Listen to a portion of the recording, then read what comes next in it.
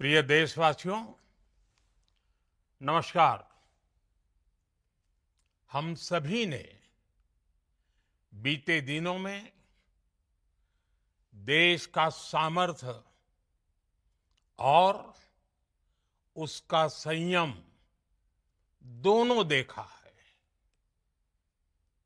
मैं सबसे पहले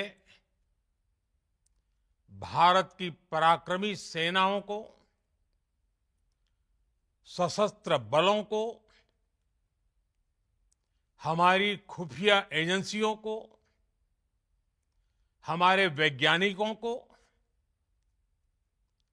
हर भारतवासी की तरफ से सैल्यूट करता हूं। हमारे वीर सैनिकों ने ऑपरेशन सिंदूर के लक्ष्यों की प्राप्ति के लिए असीम शौर्य का प्रदर्शन किया। मैं उनकी वीरता को, उनके साहस को, उनके पराक्रम को आज समर्पित करता हूं हमारे देश की हर माता को, देश की हर बहन को और देश की हर बेटी को ये पराक्रम समर्पित करता हूं। साथियों, 22 अप्रैल को पहलगाम में आतंकवादियों ने जो बर्बरता दिखाई थी, उसने देश और दुनिया को झकझोर दिया था। छुट्टियां मना रहे निर्दोष मासूम नागरिकों को धर्म पूछकर उनके परिवार के सामने, उनके बच्चों के सामने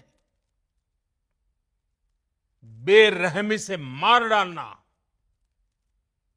यह आतंक का बहुत विभत्स चेहरा था, क्रूरता थी। ये देश के सद्भाव को तोड़ने की घिनौनी कोशिश भी थी। मेरे लिए व्यक्तिगत रूप से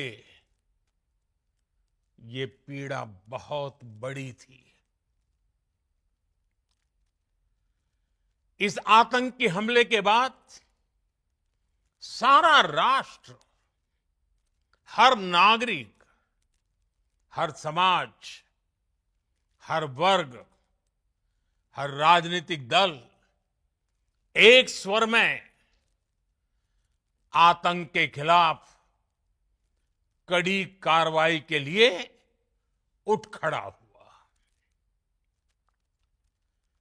हमने आतंकवादियों को मिट्टी में मिलाने के लिए भारत की सेनाओं को पूरी छूट दे दी और आज हर आतंकी, आतंक का हर संगठन जान चुका है कि हमारी बहनों बेटियों के माथे से सिंदूर हटाने का अंजाम क्या होता है। साथियों, ऑपरेशन सिंदूर ये सिर्फ नाम नहीं है, ये देश के कोटि कोटि लोगों की भावनाओं का प्रतिबिंब है। ऑपरेशन सिंदूर न्याय की अखंड प्रतिज्ञा है।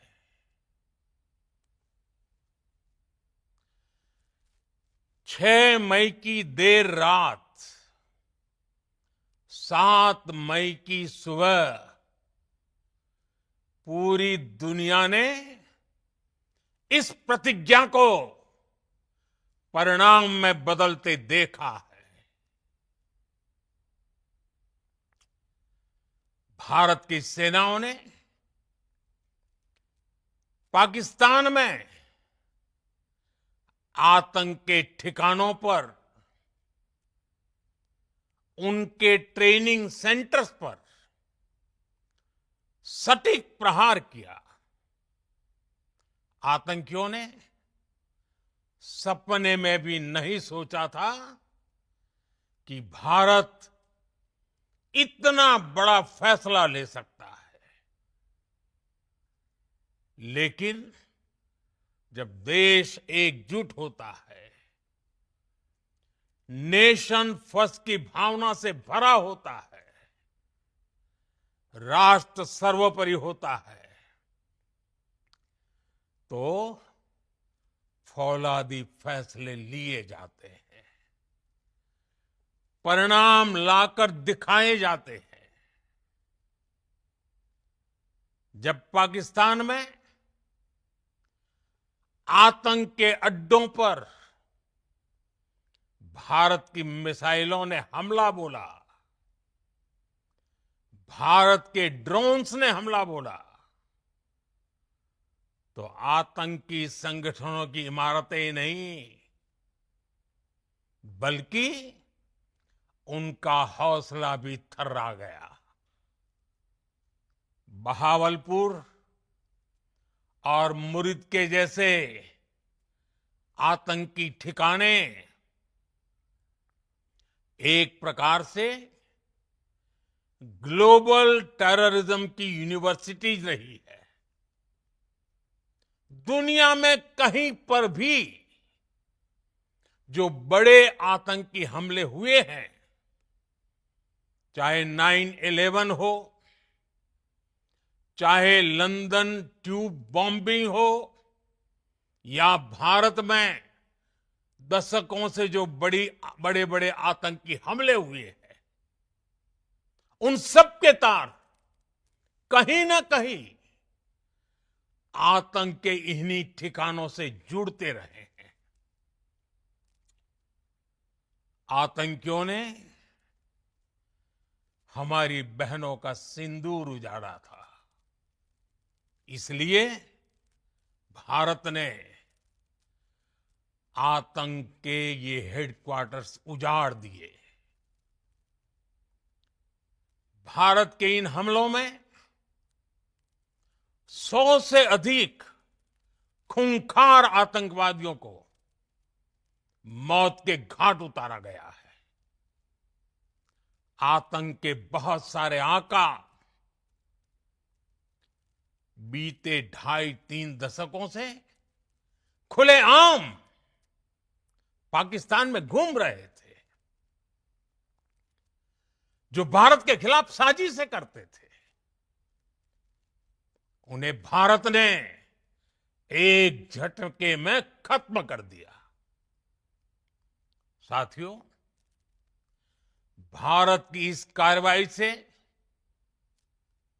पाकिस्तान घोर निराशा में गिर गया था, हताशा में गिर गया था, बौखला गया था। और इसी बौखलाहट में उसने एक और दुस्साहस किया। आतंक पर भारत की कार्रवाई का साथ देने के बजाय पाकिस्तान ने भारत पर ही हमला करना शुरू कर दिया। पाकिस्तान ने हमारे स्कूलों, कॉलेजों को, गुरुद्वारों को, मंदिरों को, सामान्य नागरिकों के घरों को निशाना बनाया। पाकिस्तान ने हमारे सैन्य ठिकानों को निशाना बनाया। लेकिन इसमें भी पाकिस्तान खुद बेनकाब हो गया। दुनिया ने देखा कि कैसे पाकिस्तान के ड्रोन्स, पाकिस्तान की मिसाइलें भारत के सामने तिनके की तरह बिखर गई। भारत के सशक्त एयर डिफेंस सिस्टम ने उन्हें आसमान में ही नष्ट कर दिया। पाकिस्तान की तैयारी सीमा पर वार की थी, लेकिन भारत ने पाकिस्तान के सीने पर वार कर दिया। भारत के ड्रोन्स, भारत की मिसाइलों ने सटीकता के साथ हमला किया। पाकिस्तानी वायुसेना के उन एयरबेस को नुकसान पहुंचाया, जिस पर पाकिस्तान को बहुत घमंड था। भारत ने पहले 3 दिनों में ही पाकिस्तान को इतना तबाह कर दिया जिसका उसे अंदाजा भी नहीं था। इसलिए भारत की आक्रामक कार्रवाई के बाद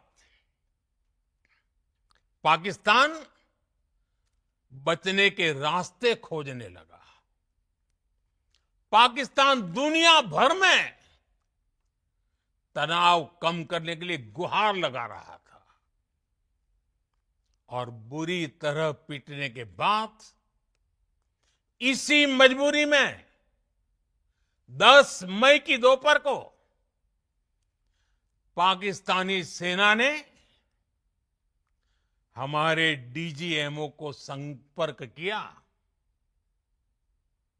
तब तक हम आतंकवाद के इंफ्रास्ट्रक्चर को बड़े पैमाने पर तबाह कर चुके थे। आतंकियों को मौत के घाट उतार दिया गया था। पाकिस्तान के सीने में बसाए गए आतंक के अड्डों को हमने खंडहर बना दिया था। इसलिए जब पाकिस्तान की तरफ से गुहार लगाई गई, पाकिस्तान की तरफ से जब ये कहा गया कि उसकी ओर से आगे कोई आतंकी गतिविधि और सैन्य दुस्साहस नहीं दिखाया जाएगा, तो भारत ने भी उस पर विचार किया। और मैं फिर दोहरा रहा हूं, हमने पाकिस्तान के आतंकी और सैन्य ठिकानों पर अपनी जवाबी कार्रवाई को अभी सिर्फ स्थगित किया है। आने वाले दिनों में हम पाकिस्तान के हर कदम को इस कसौटी पर मापेंगे कि वो क्या रवैया अपनाता है। साथियों, भारत की तीनों सेनाएं, हमारी एयरफोर्स, हमारी आर्मी और हमारी नेवी, हमारी border security force BSF, Bharat के अर्धसैनिक बल लगातार अलर्ट पर है।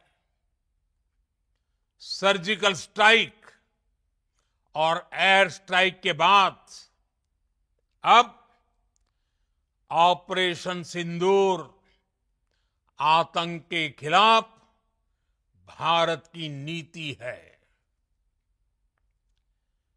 ऑपरेशन सिंदूर ने आतंक के खिलाफ लड़ाई में एक नई लकीर खींच दी है।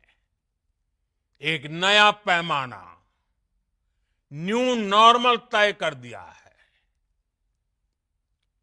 पहला, भारत पर आतंकी हमला हुआ तो मुंह तोड़ जवाब दिया जाएगा। हम अपने तरीके से, अपनी शर्तों पर जवाब देकर रहेंगे। हर उस जगह जाकर कठोर कार्रवाई करेंगे जहां से आतंक की जड़ें निकलती हैं। दूसरा, कोई भी न्यूक्लियर ब्लैकमेल भारत नहीं सहेगा। न्यूक्लियर ब्लैकमेल की आड़ में पनप रहे आतंकी ठिकानों पर भारत सटीक और निर्णायक प्रहार करेगा। तीसरा, हम आतंक की सरपरस्त सरकार और आतंक के आकाओं को अलग अलग नहीं देखेंगे। ऑपरेशन सिंदूर के दौरान दुनिया ने पाकिस्तान का वो घिनौना सच फिर देखा है, जब मारे गए आतंकियों को विदाई देने पाकिस्तानी सेना के बड़े बड़े अफसर उमड़ पड़े। स्टेट स्पॉन्सर्ड टेररिज्म का ये बहुत बड़ा सबूत है। हम भारत और अपने नागरिकों को किसी भी खतरे से बचाने के लिए लगातार निर्णायक कदम उठाते रहेंगे। साथियों, युद्ध के मैदान पर हमने हर बार पाकिस्तान को धूल चटाई है और इस बार ऑपरेशन सिंदूर ने नया आयाम जोड़ा है। हमने रेगिस्तानों और पहाड़ों में अपनी क्षमता का शानदार प्रदर्शन किया और साथ ही न्यू एज वॉरफेयर में भी अपनी श्रेष्ठता सिद्ध की। इस ऑपरेशन के दौरान हमारे मेड इन इंडिया हथियारों की प्रामाणिकता सिद्ध हुई। आज दुनिया देख रही है 21वीं सदी के वॉरफेयर में made in India defence equipments, इसका समय आ चुका है। साथियों, हर प्रकार के आतंकवाद के खिलाफ हम सभी का एकजुट रहना, हमारी एकता हमारी सबसे बड़ी शक्ति है। निश्चित तौर पर ये युग युद्ध का नहीं है, लेकिन ये युग आतंकवाद का भी नहीं है। टेररिज्म के खिलाफ जीरो टॉलरेंस, ये एक बेहतर दुनिया की गारंटी है। साथियों, पाकिस्तानी फौज, पाकिस्तान की सरकार जिस तरह आतंकवाद को खाद पानी दे रहे हैं, वो एक दिन पाकिस्तान को ही समाप्त कर देगा। पाकिस्तान को अगर बचना है तो उसे अपने टेरर इंफ्रास्ट्रक्चर का सफाया करना ही होगा। इसके अलावा शांति का कोई रास्ता नहीं है। भारत का मत एकदम स्पष्ट है। टेरर और टॉक एक साथ नहीं हो सकते। टेरर और ट्रेड एक साथ नहीं चल सकते और पानी और खून भी एक साथ नहीं बह सकता। मैं आज विश्व समुदाय को भी कहूंगा, हमारी घोषित नीति रही है अगर पाकिस्तान से बात होगी तो टेररिज्म पर ही होगी।